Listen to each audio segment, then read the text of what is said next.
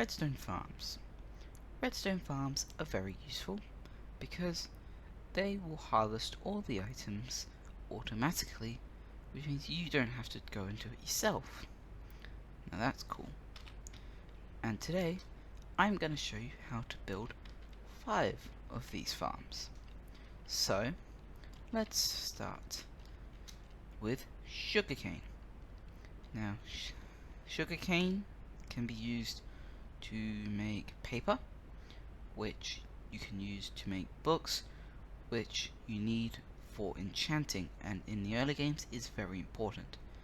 It can also be used to make paper for rockets, which in late games you can fly around with your elytra. Anyway, with the farm, it's a fairly easy concept. The sugarcane will grow, and once it reaches the observer will fire out an output, causing the pistons to fire, which breaks the sugarcane. And one thing I've got to show you is it may... okay, there. Sometimes the sugarcane will get stuck and it won't get picked up by the hoppers. There is a way around that, and that's with minecart hoppers. And the reason for that is, unlike normal hoppers, minecart hoppers will pick up items from the block above them, like so. So that is more useful than a normal hopper, but it does use more resources. And the other design I have also uses minecart hoppers, but it has one major flaw, and that's this. Yeah, very loud, or mildly loud, while these ones are basically silent. So I tend not to want to use that design. I mostly use this because I don't worry about the one piece of sugarcane that will get stuck, because I'm not that fussed about it. Anyway, on to the next farm, bamboo.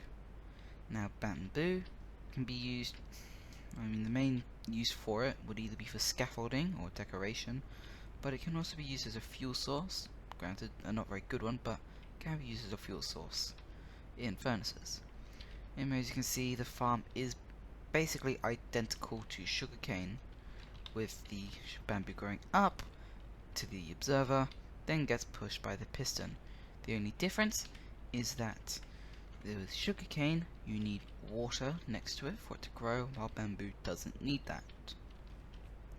Anyway, on to the next farm, melon and pumpkin. Now the melon and pumpkins can be used for trading with villagers, which give you emeralds for more trading and also give you experience. Well, the farm, it's different to these ones, but it goes with the same concept. The melon or pumpkins will grow and move over to these blocks here in front of the pistons. The observer sees these moving, then fires an output, causes the pistons to break the blocks and into the hoppers and into the chest. So, well, that's that farm. On to the next one, wool farms or sheep farms. Now, these ones you probably don't need in your early days of your Minecraft world, but they are better for people like me, redstoners, who like to use more colourful blocks, mainly wool, in their redstone builds. So, let's see. Well, as you saw before, that sheep ate the grass, turned it to dirt, and then it grew all of its wool back. The observer here detected that happening, and then fired an output, and then caused the dispenser to shear the sheep with the shears inside. Preferably you have more than just one shear in here. And what happened is, obviously that wool will drop down, get picked up by the minecart hoppers and into the chest. And one thing I have to say is that with these blocks here that the sheep are standing on, you should always have at least one block, grass block, next to them for the grass to grow across, and you should probably have either like fence posts or glass to will not make the grass blocks turn to dirt. And another thing is that these sheep, because they're pushing against one another, they will always be in that block.